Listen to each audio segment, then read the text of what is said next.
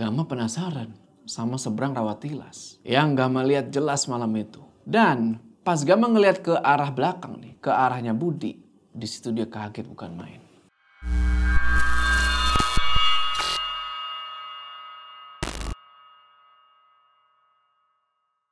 Assalamualaikum teman-teman, balik lagi sama gua Juhu. Apa kabar kalian semua? Semoga kalian semua nonton video ini diberikan kesehatan, dilancarkan rezeki dan selalu dimudahkan urusan-urusannya, dan seperti biasa selalu dilindungi dari segala mara bahaya di dunia ini. Lanjut lagi guys, kita lanjutin lagi cerita Akad Jiwo dari Queer Typing. Di part sebelumnya kita tahu nih, Gama sama Budi akhirnya pergi ke Talaga Mayit itu. Sebelum akhirnya dia masuk ke Rawa Tilas dan Leweng Awi Kolot. Dan di sana mereka itu dapat pemandangan-pemandangan yang wow gitu ya. Mulai dari kambing-kambing yang dilempar tuh ke dalam telaga. Dan juga ada satu sosok nenek-nenek yang ketemu nih sama si Rohma and the Gang. Cuma Gama nggak tahu ini nenek siapa. Kemungkinan ini nenek itu Nipiah. Nenek-nenek yang dikasih tahu sama Ki Dudui. Nah, masuk ke dalam Leweng Awi Kolot itu, pas Gama dan Budi lagi tengkurap, tiba-tiba dari belakang mereka ada yang ngacungin golok nih. Jadi pertanyaan, siapa yang udah berani-berani yang ngacungin golok ke Gama sama Budi? Tonton, sudah. Udah ya, kita nggak usah lama-lama lagi. Udah siap? Mode horor aktif.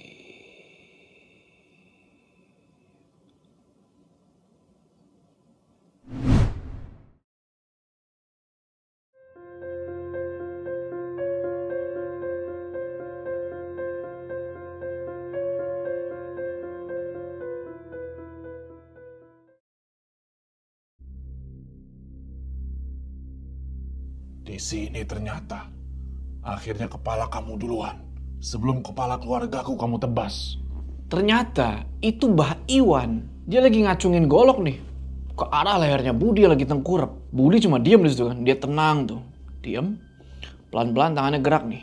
Ngambil pisau yang ada di belakang pinggangnya. Nggak pakai lama, dia keluarin tuh pisau tajam. Set. Terus dia beset-besetin itu betisnya si Mbah Iwan. Cat-cat. Sampai Mbah Iwan ini jatuh ke tanah. Di situ Mbah Iwan ngeliatin Gama sama Budi sambil senyum. Kayak orang yang nggak ngerasa kesakitan. Gama bilang kan, "Bud, jangan. Bukan ini." Budi udah kesel banget gitu kan. Sialan. Budi langsung pegang itu kepalanya Mbah Iwan gini. Set. Terus dia tuncepin tuh pisaunya ke leher. Bah! Anehnya, dari lehernya si Mbah Iwan itu nggak ngeluarin darah. Dan sosok Abah Iwan itu hilang gitu aja. Gama bilang, Pantes saja nggak ngeluarin darah, Bud. Itu jelmaan makhluk dari Leweng Awi Kolot. Kaget aku, Gam. Masalahnya, baru pertama kali kena tipu muslihat makhluk kayak gitu. Bahaya ini. Bisa ngecoh kita. Gama sama Budi terus nenangin diri nih kan. Setelah udah tenang, mereka berdua ngeliat lagi nih ke arah Alda, Bu Rohma, dan si nenek tua itu yang dari tadi ngomong serius banget kayaknya ke mereka. Nah, yang gak disangka-sangka, pas lagi ngobrol gitu, tiba-tiba si nenek ini nunjuk gini ke arah persembunyiannya Gama sama Budi. Terus Alda langsung ditarik paksa tuh sama si Sobar dan dua orang anak buahnya. Sementara Bu Rohma ngikutin tuh dari belakang. Budi bilang, Bahaya, Gam. Nenek tua itu ngeliat kita. Alda udah gak sadar, Bud. Lihat, cara jalannya juga bukan kayak manusia normal. Gama yakin mereka ini udah ketahuan sama si nenek itu atau itu bener Nipiah. Cuma tetap aja Gama sama Budi belum ngelakuin pergerakan apa-apa. Mereka pengen lihat kemana itu nenek pergi. Karena si Bu Rohma sekarang udah hilang tuh, masuk ke dalam Leweng Awi Kolot.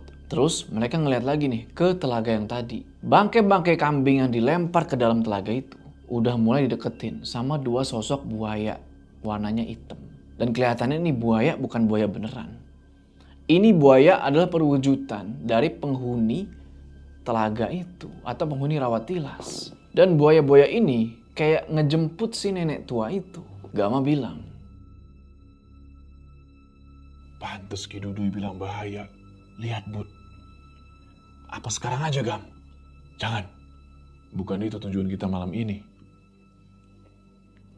Gam, bawa aku masuk ke Leweng Awi Kolot.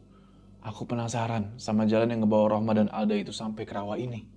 Gak sempet buat ngejawab Budi. Kucing hitam yang barusan sekarang pergi tuh ke arah Leweng Awi Kolot. Terus Gama bilang kalau dia mau ngehubungin Mang Idim dulu. Minta petunjuk tentang apa nih yang mesti dilakuin selanjutnya. Gama coba telepon tuh Mang Idim. Tapi nggak diangkat-angkat. Dia juga coba tuh telepon ke Dewi sama Mang Tahrim. Tapi tetap nggak diangkat. Telepon ke Teh Anggit juga sama. Cuma nggak lama ada telepon masuk nih. Pas dilihat ternyata itu dari Mang Idim. Langsung aja diangkat kan. Tapi ternyata yang ngomong di balik telepon itu adalah Ki Dudui. Di situ Ki Dudui bilang kalau keadaan rumah jauh lebih aman daripada sebelumnya. Dan beliau nanya ke Gama, gimana keadaan di situ? Gama jelasin lah tuh kan. Tentang kejadian barusan ke Ki Dudui. Termasuk tentang si Alda, Bu Rohma sama si nenek tua itu. Ki Dudui terus bilang di telepon itu. Udah nanggung, masuk aja. Alda pasti kondisinya makin parah. Dan Bu Rohma pasti kesal. Ritual yang harusnya ngasih sajen gagal malam ini. Harusnya ada jalan menuju rumah Bu Rohma. Dari dalam lubang itu, Gam. Kakek bermalam di rumah ini sampai kamu balik lagi. Dari penjelasan Ki Dudui itu, Gama paham kondisinya sekarang. Ditambah di rumah udah aman. Gama langsung tutup tuh teleponnya dan dia bilang ke Budi. Bud, apa yang kamu tahu dari warga sekitar soal lowong itu? Hutan biasa aja, Gam. Tapi setelah bertahun-tahun ke belakang, udah jarang dilewatin orang. Karena sebagian udah jadi milik Rohma. Sisanya banyak kejadian penampakan dari penghuni lowong itu. Apalagi pas bapaknya Alda meninggal. Udah nanggung, Bud. Aku yakin Bu Rohma juga bukan tanpa alasan kayak gitu. Harusnya nggak ada alasan, Gam, buat hal kayak gitu. Mungkin kita belum paham aja gimana bahayanya yang diomongin sama Ki Dudui. Habis itu Gama sama Budi ngelanjutin perjalanan nih. Nanjak ke arah Leweng Awi Kolot. Rumput sama dedaunan yang dari tadi Gama sama Budi injek sekarang udah berubah jadi daun-daun bambu dan tanah merah. Dia lihat kanan kiri itu udah banyak pohon-pohon bambu. Mereka berdua jalan terus tuh sambil dalam hati Gama ini bilang Bismillah. Dan ketemulah nih mereka sama jalan setapak yang bercabang. Di situ Budi langsung berhenti dan dia bilang ke Gama, ada yang aneh, Gam. Gama langsung merinding di situ. Dan pas dia lihat ke depan, di situ udah ada orang yang berdiri. Dan orang ini pelan-pelan mulai ngedeketin Gama sama Budi. Budi udah geram di situ. Dia pengen ajak ribut ini orang, tapi Gama bilang, jangan dulu Bud. Aku yakin itu pasti manusia. Tapi tetap aja Budi keluarin pisau tuh dari belakang punggungnya dia buat jaga-jaga. Gama jalan terus tuh kan, ngedeketin percabangan itu. Sambil dalam hati itu zikir. Kalau mereka jalan terus nih, pastinya mereka ini bakal papasan sama laki-laki itu yang ternyata dia pakai baju hitam. Kanan kiri mereka, di balik pohon-pohon bambu itu, juga udah banyak banget mata-mata merah yang merhatiin. Gama yakin, jalan yang dia injak ini barusan juga dilewatin sama Bu Rohma dan yang lainnya. Karena jelas banget, kelihatan banyak jejak kaki sama jejak kaki binatang. Laki-laki itu makin ngedeket dan sekarang udah mulai kelihatan jelas. Itu orang jenggotnya panjang banget. Kayak kakek-kakek lah. Dan tangannya udah di sini nih. Lagi megang golok. Budi juga sama tuh. Dia tangannya standby kan di pisaunya kan. Terus Gama bilang, ingat, jangan ada tingkah apapun. Jangan mulai duluan. Budi cuma ngangguk di situ. Tapi dia nafasnya kayak nafas nggak tenang. Nah, pas udah deket sama kakek itu, si kakek itu bilang, jarang sekali ada pemancing yang melewati jalan Leweng Awi Kolot. Apalagi sudah malam kayak gini. Mau kemana kalian ini? Assalamualaikum. Waalaikumsalam. Mau kemana kalian ini? Maaf kek, saya cuma jalan ke kampung Sakalananggur. Mending kalian putar arah. Sudah tidak ada yang pernah masuk ke leweng ini. Cepat! Si kakek itu ngebentak kan. Tapi tiba-tiba kedengeran suara langkah kaki. Tapi Gama yakin ini langkah kaki bukan langkah kaki manusia. Dan suaranya itu kedengeran dari sebelah kanan. Dari pohon-pohon bambu. Dan sekarang gelang gengge yang ada di kantongnya Gama itu bunyi terus-terusan. Ngedenger itu, si kakek ini langsung istighfar. Astaghfirullah. Dia nggak ngomong apa-apa lagi, dia langsung jalan tuh. Ngelewatin Gama sama Budi. Terus si kakek ini ngomong lagi. Gak mungkin. Si kakek itu langsung lari ke arah telaga sama rawa. Nggak tahu ada apa. Pas si kakek itu udah jauh, Budi bilang ke Gama. Gam, harusnya kakek tua barusan tahu Leweng Awi Kolot, rawa, dan telaga itu. Aku juga curiga gitu, Bud.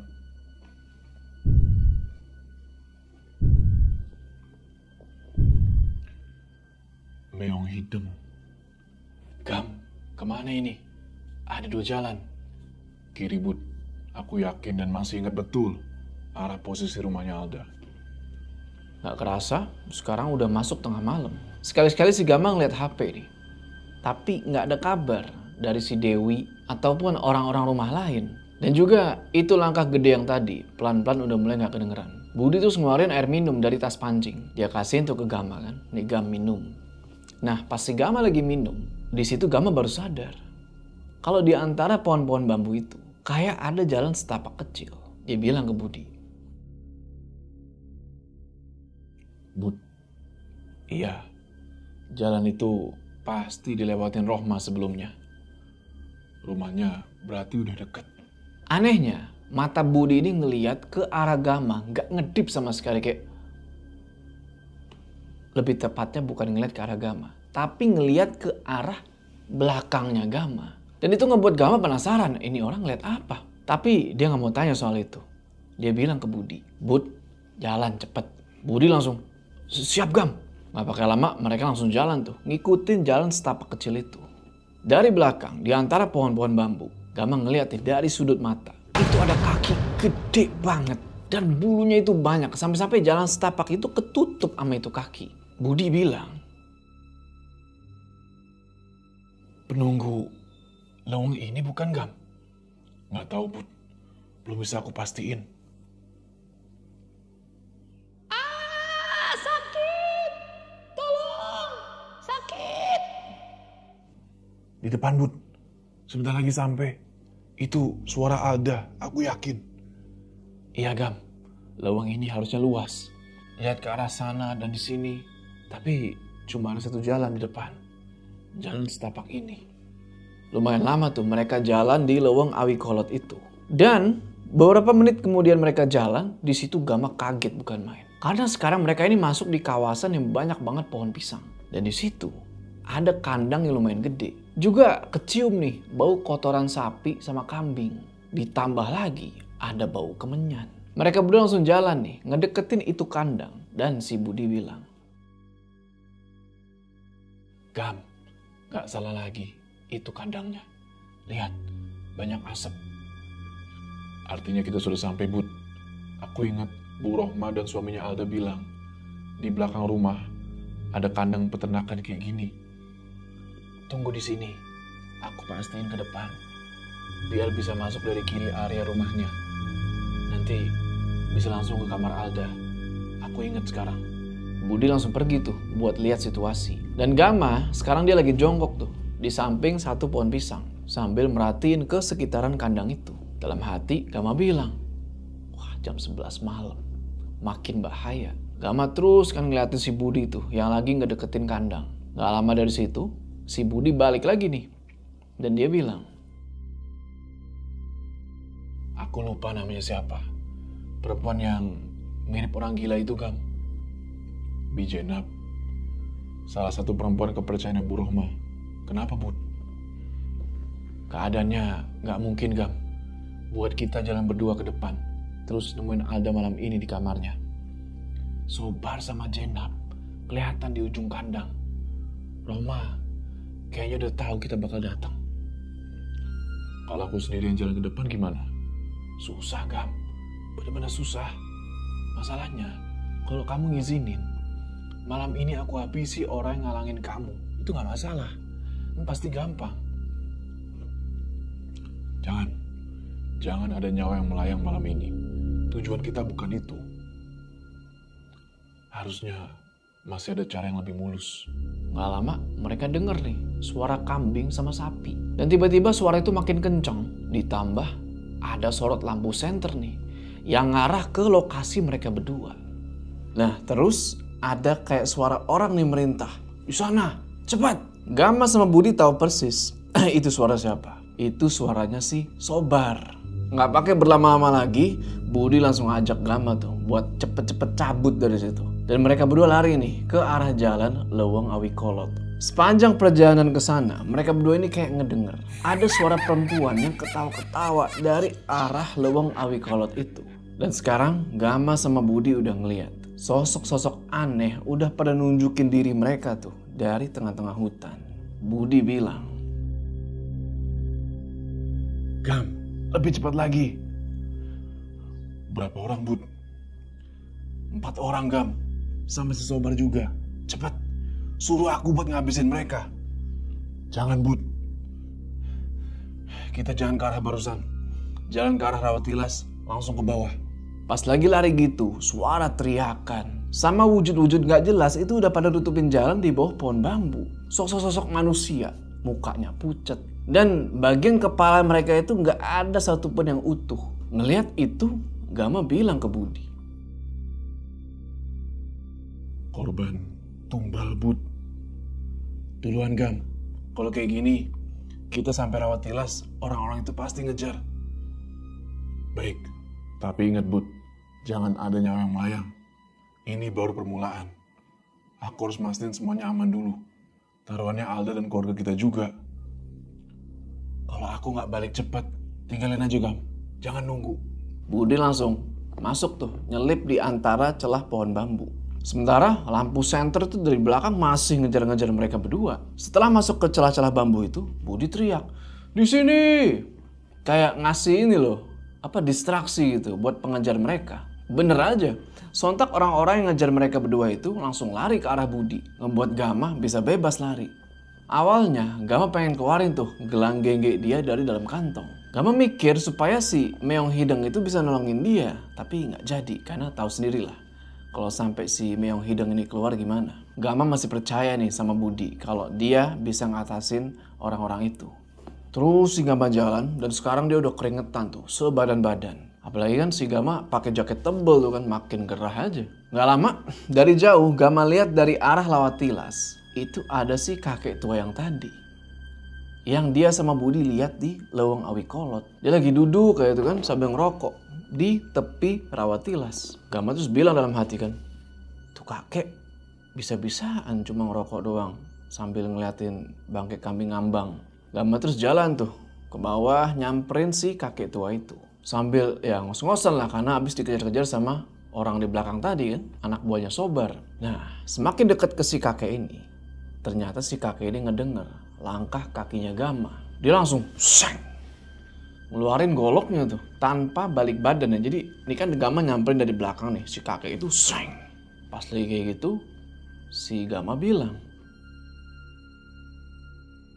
Assalamualaikum. Permisi, Bah. Waalaikumsalam. Saya yakin kamu bukan sembarang orang. Tapi katakan, apa tujuan kamu sebenarnya malam ini datang ke sini dan masuk ke Leweng Awi Kolot buat ke kampung Sakalananggor? Minum. Nafasmu kayak habis lari. Mana teman kamu satunya lagi? Jangan bilang mati di Leweng Awi Kolot. Nambah kerjaan saya aja. Selain mesti beresin bangkai-bangkai yang ngambang itu. Terima kasih, Bah. Masih di belakang teman saya. Sebentar lagi nyusul. Dia lagi beresin urusannya. Sejak ketemu sama kamu di Leweng dan teman kamu yang gondrong, malam ini saya seperti dikasih jawaban yang bertahun-tahun saya tunggu. Saya ini sesepuh dari kampung Sakalananggor. Tidak ada yang pernah berani masuk ke dalam Leweng kecuali saya dan para anjing-anjing Rohma. Itu tujuan kamu malam ini datang. Salah satunya itu, Bah. Maaf sebelumnya. Abah tahu betul soal keluarga Rohma. Sudah, jangan cemas. Jangan lihat ke belakang. Anjing-anjingnya Rohma itu gak bakal sampai ngejar ke sini. Cuma teman kamu belum pasti bisa selamat nyawanya. Saya lebih dulu tahu tentang rawat tilas dan Talaga Cindek ini. Kakek saya bilangnya talaga mayit, asal muasal mustika dan selendang yang saya cari, Bah. Karena Rohma sudah membangkitkan apa yang sudah mati di telaga mayit ini. Kakek saya bilang gitu. Sebenarnya, siapa kamu anak muda? Jawab. Jangan sampai saya habisi kamu malam ini juga. Dikjaya Adi Gunagama, Bah. Maaf kalau udah buat Abah marah. Saya datang ke sini itu nggak lebih, cuma mau napak tilas jejak buyut sewaktu masih hidup. Ki Adi Guna Rusdi Langsamana. Bahkan ada nama Ki Langsa dalam nama lengkap kamu. Ki Dudu itu nama kakek saya. Dan yang Abah sebut namanya itu buyut saya. Ampun Paralun, nggak ada maksud buruk dalam hati saya. Cuma saya bingung. Pas datang laki-laki muda masuk ke dalam lewang Awi Kolot. Tiba-tiba semua penunggu cuma diam. Gak gerak sedikit pun kayak biasanya. Apalagi pas sampai rawat tilas. Rohma udah manggil Nipiah. Dan saya yakin kamu ngelihat semuanya. Cuma keadaan kamu masih bisa baik-baik aja. Saya ini Abah Dewokarta, sesepuh kampung ini. Belum Gama jawab nih omongannya si Mbah Dewo, kedengaran suara langkah kaki dari belakang. Dan pas Gama nengok, ternyata itu si Budi. Budi bilang, udah beres Gam. Terus tiba-tiba ngelihat Mbah Dewo, Budi ini langsung ngeluarin pisau dari pinggangnya dan dia arahin nih ke si kakek itu. Nah ngelihat itu Gama panik dong. Dia bilang, Bud, jangan. Apa-apaan kamu ini? Jangan. kenapa ada golok yang keluar dari sangkar? Jangankan kakek tua ini Gam. Kalau perlu aku habisi semua orang di rumah Rohma Gam. Siapapun yang berani ngelakuin itu ke kamu. Woi, angkat kepala kamu baju. Ampun, maafkan saya. Bud, udah. Abah Dewo itu sepuh kampung Sakala Nanggor. Dia tahu silsilah keluarga kita. Udah, Bud. Sambil ngatur nafas kan, Budi masukin lagi pisaunya. Terus Gama langsung ngejelasin lah ke Mbah Dewo siapa Budi ini. Nah habis itu si Gama minta nih buat dijelasin siapa sebenarnya keluarganya Bu Rohma itu. Dan juga dia minta Mbah Dewo nih supaya jangan nunduk karena dari tadi Mbah Dewo gini aja nih kan. Nah di situ Mbah Dewo angkat kepalanya dan beliau bilang, kalau Ki Langsamana itu pada zamannya dulu hidup lama di Rawatilas itu sama satu orang yang namanya itu Mbah Dewo cerita gitu sambil nunjuk ke salah satu bukit yang ada di ujung Rawatilas. Cuma Gama ngeliat si Mbah Dewo ini kayak yang ketakutan pas nyeritain soal Ki Langsamana ini. Gama juga lumayan kaget tuh pas ngedengar satu nama yaitu Ki Anam. Mendadak angin jadi kenceng di situ. Tapi Gama nggak tanyain itu nama. Dia simpen baik-baik di kepalanya buat nanti ditanyain ke Ki Dudui. Yang sekarang Gama mau tanyain adalah siapa sebenarnya Bu Rohma itu. Dan di situ Mbah Dewo ngejelasin kalau sehabis Pak Adiwangsa meninggal dunia, Pak Adiwangsa ini suaminya Bu Rohma. Nah si Bu Rohma ini jadi sering tuh datang ke seberang Rawatilas. Nggak tahu nih penyebab sebenarnya itu apa. Apa emang bener karena suaminya meninggal, dia jadi stres apa gimana, nggak tahu. Yang pasti Bu Rohma datang ke Rawatilas itu sampai bertahun-tahun lamanya. Cuma nggak tahu apa yang dilakuin di Rawatilas itu lama-lama setengah tanah leweng Awi Kolot itu. Yang satu arah menuju ke kandang sama rumahnya itu bisa dia beli. Sampai akhirnya yang Mbah Dewo tahu Bu Rohma ini ternyata ngelakuin akad jiwo. Setelah ngedapetin mustika dan selendang hitamnya Nipiah. Yang udah puluhan tahun dua benda itu dilenyapkan sama Ki Langsamana. Mbah Dewo cerita gitu sambil celingak kanan kiri itu takut kayak ada yang ngedenger atau gimana. Dan apa yang dia ceritain barusan itu hampir sama. Kayak apa yang udah Ki Dudui ceritain. Si Budi terus-terusan aja tuh kan mantau situasi. Dia terus ngeliat ke belakang. Ke arah lewang Awi Kolot itu. Terus si Gama nanya lagi nih soal Alda. Dan Mbah Dewo ngejelasin kalau Alda ini sakit udah lama. Dan itu abis nikah sakitnya. Barengan sama anaknya Mbah Dewo yang sembuh dan diajak kerja sama Bu Rohma di rumahnya. Gama tanya kan, siapa anaknya? Sobar. Mbah Dewo jawab, bukan. Anak saya itu Jenab.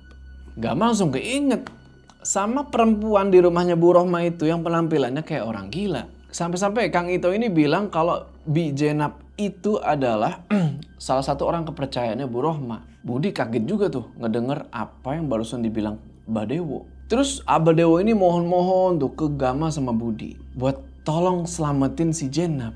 Karena kasihan, ini anak gak tahu apa-apa. Dan sebenarnya anaknya itu kayak dijadiin tawanan sama Bu Rohma. Supaya Mbah Dewo ini gak ganggu ritual-ritualnya Bu Rohma di rawa itu. Kalau Mbah Dewo sampai macem-macem nih, si Jenab bisa dijadiin tumbal. Jadi Bu Rohma ini sering ngelakuin yang namanya ritual micen embe.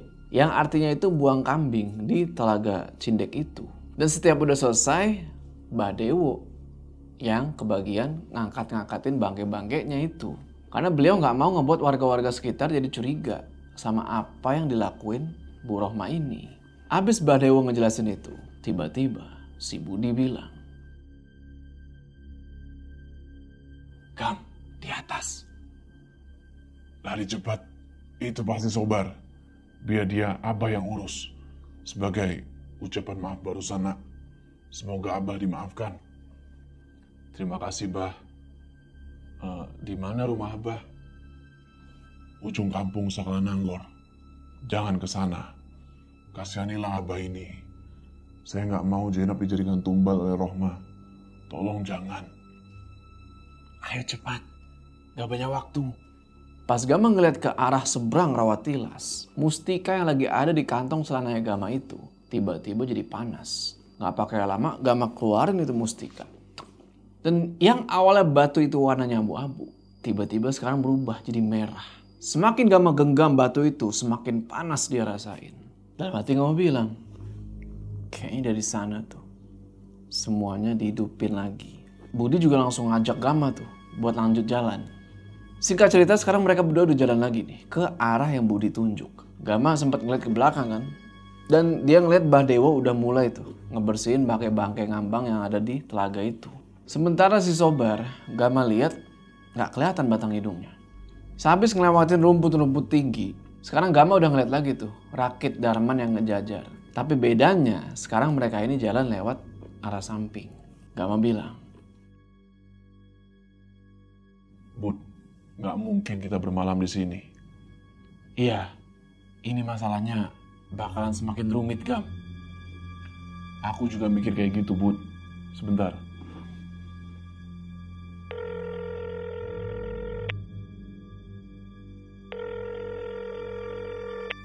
Halo, Pak. Bisa jemput sekarang? Oh, ini yang dirakit Darman ya? Betul, Pak. Tapi di paling ujung ya. Gimana? Bisa. Tapi ini udah malam sekali. Sudah hampir jam 1. Gimana kalau ongkosnya ditambah dikit? Iya, Pak. Saya tambah 2 kali lipat.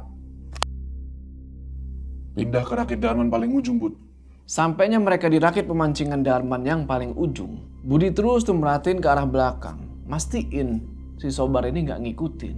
Nah sambil nunggu si bapak itu ngejemput, Gama terus mikir tuh kan, langkah selanjutnya bakal gimana. Karena dia udah tahu nih tempat-tempat yang Mbah Dewo ceritain. Beberapa lama mereka nunggu, akhirnya kelihatan juga nih lampu kuning perahu dari kejauhan. Ngebuat Gama sama Budi langsung jalan tuh ke pinggiran air. Dan di situ Gama sama Budi kaget. Pas ngelihat air, itu ikan-ikan kecil udah pada ngumpul di kakinya Gama. Budi bilang, ke hutan jadi kucing hitam, ke air ikan mendekat. Sampai-sampai pas perahu itu datang, ini ikan-ikan yang ada di sekitaran kakinya Gama itu nggak ngejauh, tetap aja tuh muterin kakinya Gama. Ya udahlah, singkat cerita, perahu itu sampai, Budi terus naik duluan nih. Dan si Gama naik belakangan karena dia ngebantuin ngedorong perahu dulu tuh supaya sampai agak ke tengah. Nah si bapak perahu ini agak heran juga ngelihat Gama sama Budi. Dia bilang, baru pertama saya jemput orang yang mancing sore, pulang larut malam. nggak bawa ikan, malah atas pancingannya ada darahnya begitu. Bud, Budi cuma ngangguk aja tuh, nggak jawab apa-apa. Dan Gama yakin kalau di dalam lewang awi kolot tadi ini pasti Budi udah ngelakuin sesuatu nih. Ya mudah-mudahan aja dia nggak sampai ngebunuh mereka gitu. Takutnya malah makin memperkeruh. Pas perahu itu muter dan dikit-dikit ngejauh tuh dari rakit pemancingan Darman, Gama penasaran sama seberang Rawatilas yang Gama lihat jelas malam itu. Dan pas Gama ngeliat ke arah belakang nih, ke arahnya Budi, di situ dia kaget bukan main. Lu mau tahu apa yang dia lihat? Gama ini ngeliat sosok nenek-nenek. Persis sama kayak yang dia lihat sebelumnya. Lagi berdiri, diem, di tempat mereka berdua tadi nunggu perahu. Pas perahu itu udah mulai kencang jalannya, nenek tua itu masih aja diem tuh ngeliatin gini kan. Gak gerak sama sekali. Tapi gak lama, tiba-tiba nenek itu ketawa, kencang banget. Sampai-sampai yang Gama gak nyangka, itu si bapak perahu juga gak dengar. Singkat cerita, sampailah nih mereka berdua di tempat awal mereka naik perahu itu. Dan gak lupa si Gama bayar lah nih si bapak perahu. Tapi tetap si bapak ini heran gitu sama si Gama dan Budi. Karena belum pernah ada nih orang yang mancing malam-malam. Udah gitu baliknya gak bawa ikan sama sekali. Udahlah kan. Singkat cerita, Gama sama Budi langsung ke tempat penitipan motor tuh. Buat pulang. Gama bayar lah tuh kan uang penitipan dan Budi keluarin tuh motornya. Terus si Budi bilang, sebentar Gam, besok tolong ganti 3 pancingan punya Darman ya, patah semua. Astagfirullah Bud, sengaja aku pungut semua, biar gak ninggalin jejak Gam. Gak sampai mati kok orang-orangnya, cuma luka parah aja. Masih pada bisa balik ke rumah Rohma kok Gam.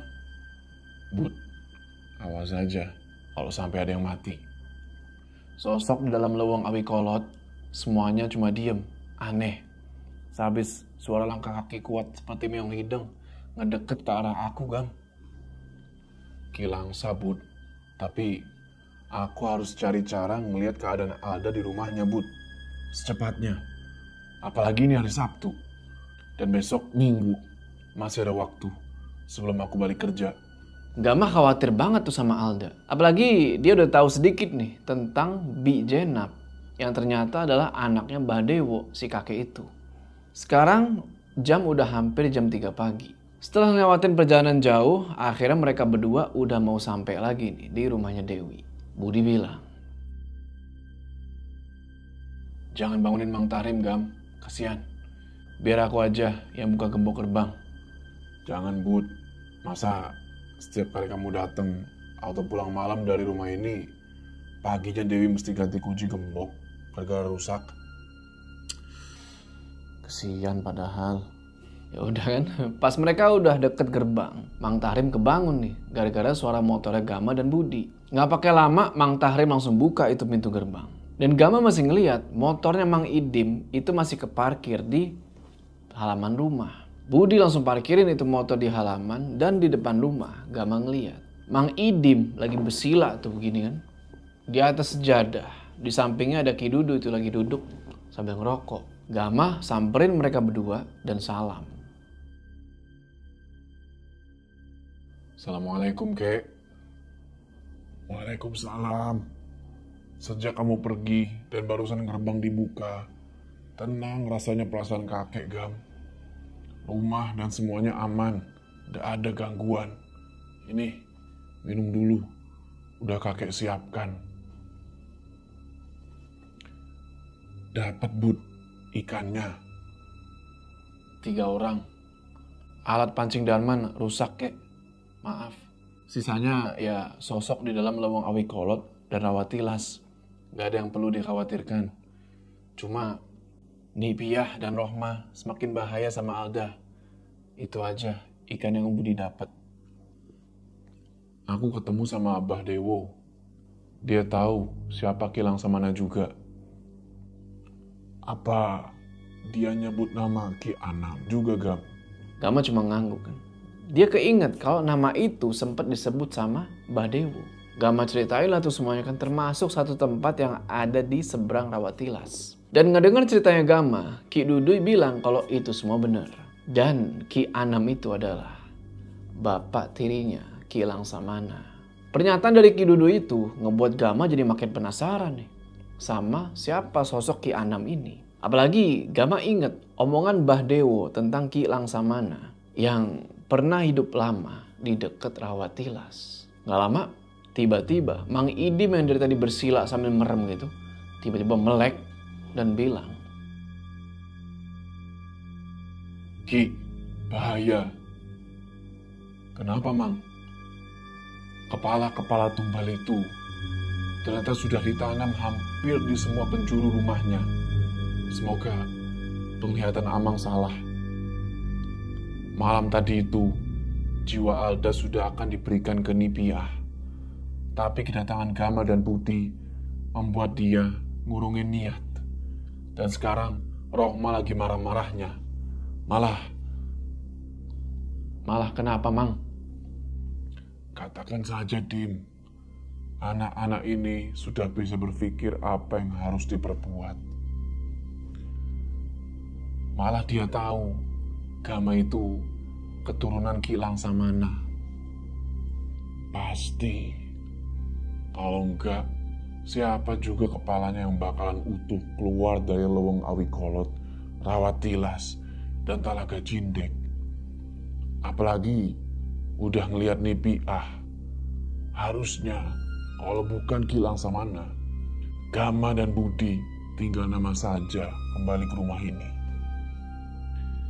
Gama harus cepat cari cara buat bisa nyelamatin Alda dan ngebawa batu mustika sama selendang hitam itu, kek. Semuanya sudah terlanjur. Dewi sudah tahu caranya. Ayo kita pulang. Budi bawa motor Gama saja. Anterin kakek ke rumah sebelum waktu subuh. Abis ngomong gitu, Ki Duduy matiin rokok dan beliau pakai jaket. Gama langsung anterin Ki Duduy, Mang Idim, sama Budi sampai ke halaman depan rumah. Dan Mang Tahrim langsung bukain gerbang buat mereka. Sebelum Ki Duduy pulang, beliau ngebisikin lagi nih ke Gama. Ambil batu mustika dan selendang hitam itu. Lalu kubur lagi. Maka Alda bakal selamat. Gama cuma ngangguk tuh ke Ki Duduy. Apalagi dia juga udah gak sabar nih buat nemuin Dewi yang ada di dalam rumah. Mau nanyain apa maksud dari omongan Ki Duduy barusan. Sehabis Gama beresin itu sejadah sama semua gelas kopi yang ada di depan rumah, Gama keliling tuh kan buat mastiin semuanya. Dan Gama nemuin si Meong Hideng itu udah balik lagi dia tidur di dalam musola. Gama cuma geleng-geleng aja ngeliat itu. Karena sebentar lagi mau subuh, Gama keinget nih, oh iya, belum sholat maghrib sama isya. Akhirnya ya udah dia jamak lah tuh dua sholat itu kan, yang kelewat gara-gara kejadian semalam. Selesai sholat, Gama simpen itu gelang gengge sama batu mustika ke dalam lemari lagi. Gama di situ juga ngeliat Dewi lagi tidur di kamar. Karena gak mau ngebangunin Dewi, Gama pergi tuh ke ruang kerja dia. Udah tuh, dia sila di atas sejadah di ruang kerja itu sambil nunggu subuh.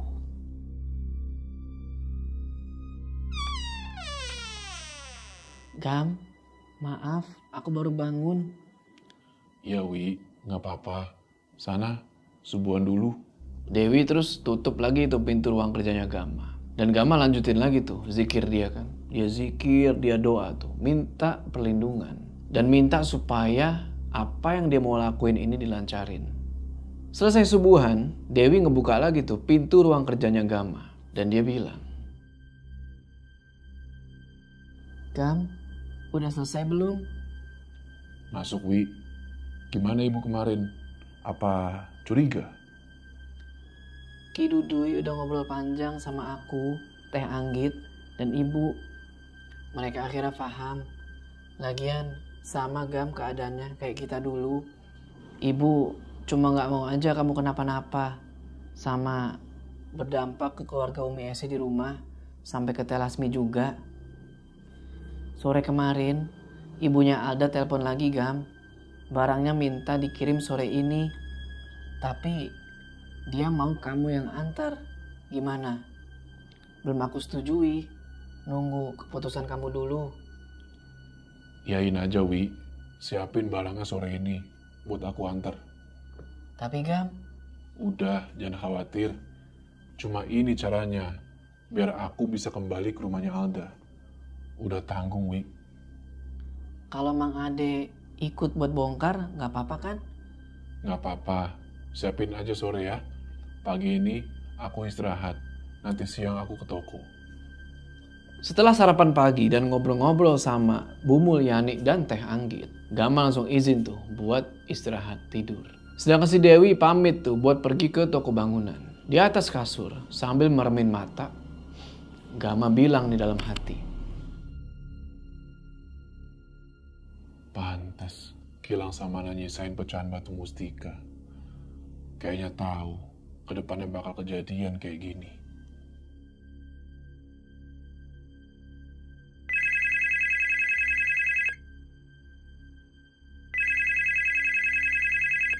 Gama bangun terus dia ngeliat HP.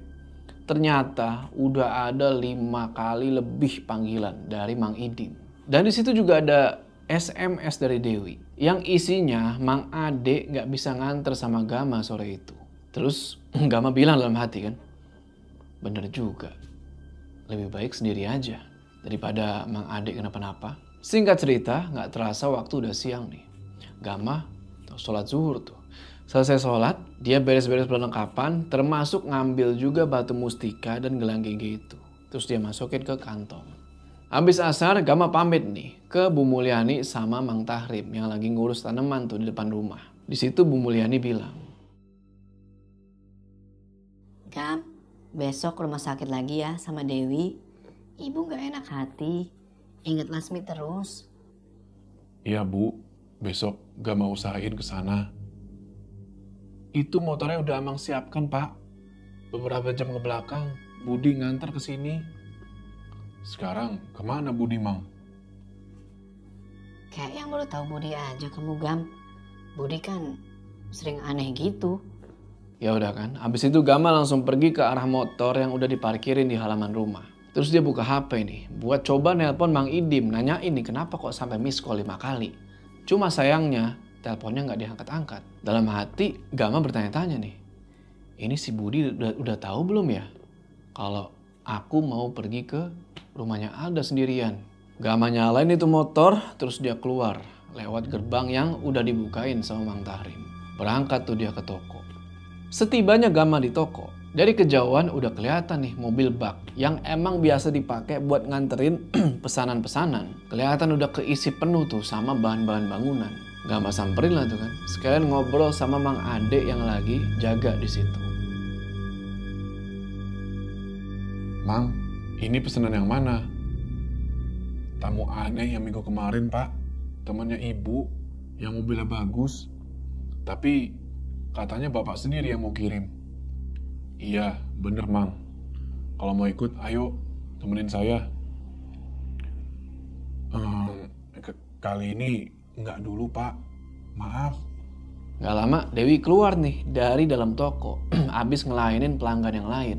Dan dia ngasih kertas nota nih ke Gama yang isinya itu pesanan Ibu Rohma. Dewi bilang, totalannya itu mau bayarnya langsung di rumahnya. Aku gak banyak ngomong pas ditelepon sama Bu Rohma tadi.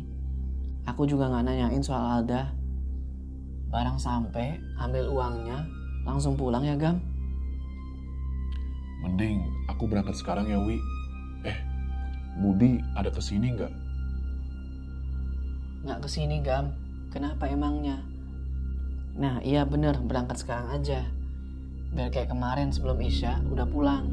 Dewi cium tuh tangannya Gama kan. Ngedoain suaminya itu supaya baik-baik aja. Habis itu Gama masuk ke dalam mobil bak dan dia tancap gas pergi dari toko bangunan itu.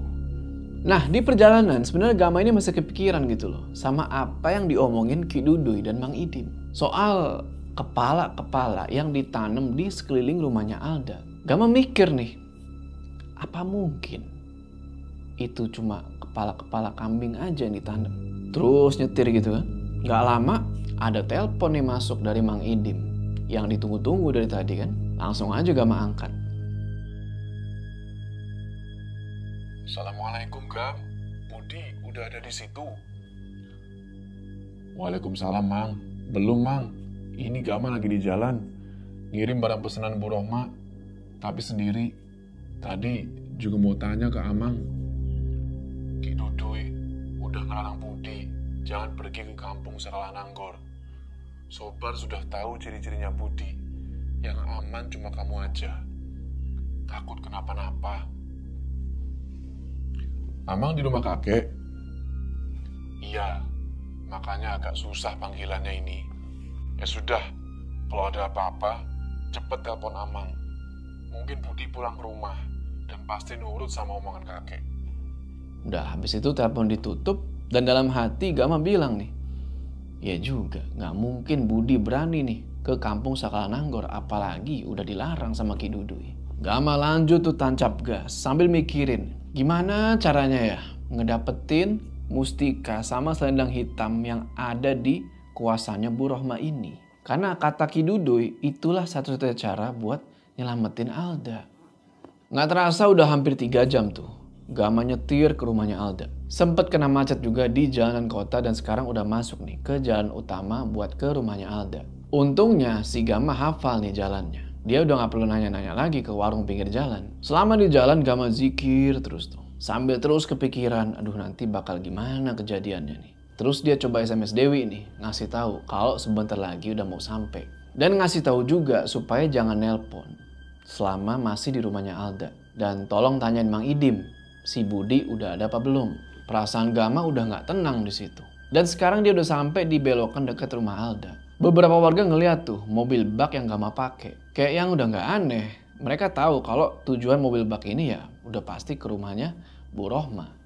Nah pas udah deket sama gerbang utama, keluar tuh penjaga yang sama, penjaga rumahnya Bu Rohma. Penjaga itu bilang, kiri, ke kiri, sana. Jalannya langsung ke area kandang. Gama cuma ngaku kayak tuh. Pas si penjaga itu teriak ngarahin mobilnya Gama. Gama injek gas lagi tuh buat jalan ke arah kandang. Gak lama udah kelihatan nih kandang-kandang peternakan yang Gama lihat kemarin. Yang Gama sama Budi sempet ngumpet tuh di pohon-pohon pisang.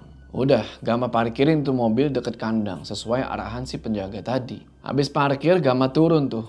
Dan gak lama orang-orangnya Bu Rohma tuh pada dateng nurunin barang-barang itu, barang-barang pesanannya. Terus si penjaga itu bilang, Kang Sobar udah nunggu di dalam. Orang itu nunjuk ke arah bagian dapur. Yang anehnya, Gama baru sadar nih.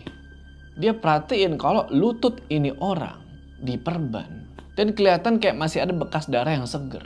Sama ini orang jalannya tuh pincang. Gama jadi curiga nih. Apa jangan-jangan ini salah satu korbannya Budi. Yang si Budi gebugin semalam pakai pancingan. Gama jalan tuh ke arah dapur. Sambil merhatiin sekeliling halaman rumahnya Ibu Rohma. Apalagi sekarang udah mau masuk waktu maghrib nih. Dan gak lama masuk SMS nih dari si Dewi. SMS-nya bilang, kata Mang Idim, Budi belum pulang. Dan si Dewi baru sampai rumah nih. Ya udah kan, si Gama nggak bales tuh. Gak lama Kang Ito nyamperin, terus bilang,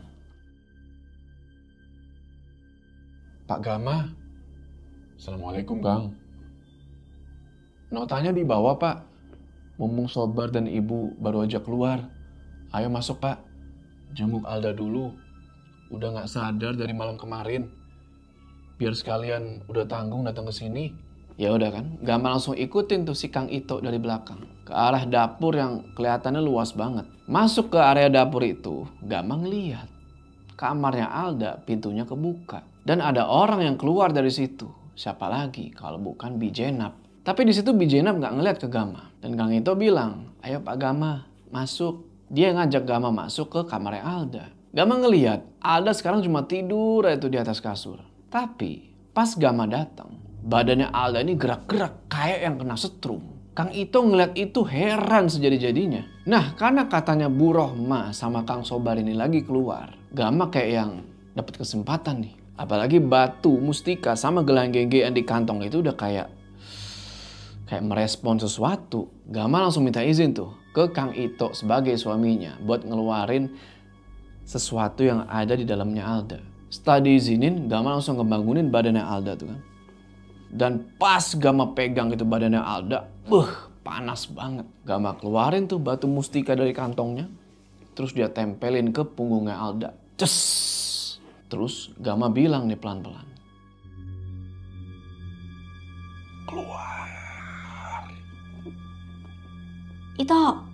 Itu semen mau disimpan di mana? Orang-orang di belakang nunggu.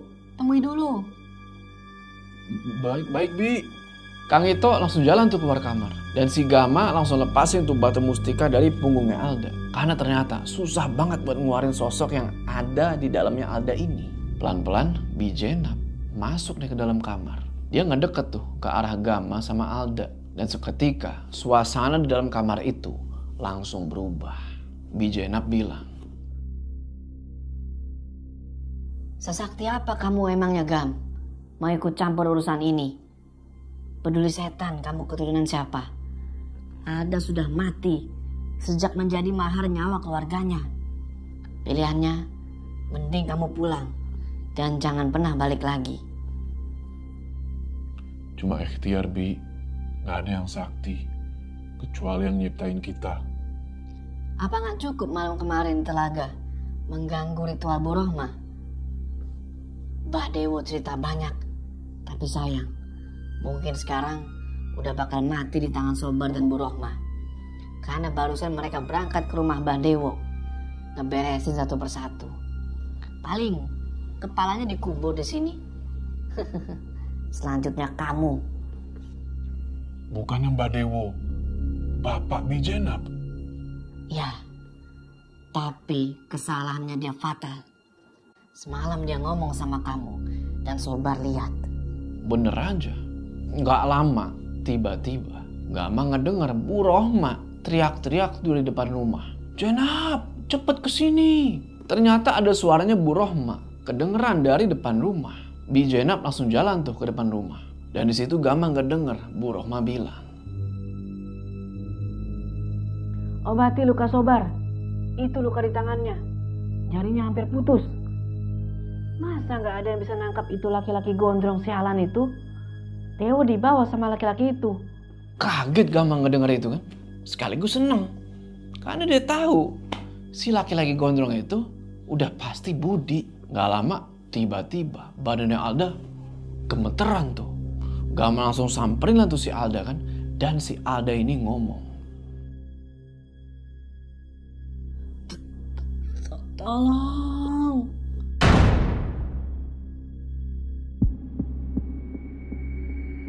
oke teman-teman, itu akhir dari part berapa nih? Part 4. Jadi pertanyaan, si Budi kan udah dilarang nih buat pergi ke kampung Sakalananggor. Tapi udah gue duga sih, demi Gama pasti Budi bakal ngelakuin apapun. Walaupun dilarang Ki Dudui sekalipun. Dan juga si Alda kelihatannya udah mulai sadar nih. Tapi gak tahu apakah dia benar-benar sadar sebagai Alda atau itu makhluk dari dalam tubuhnya. Dan gimana nasib Gama sendirian di situ?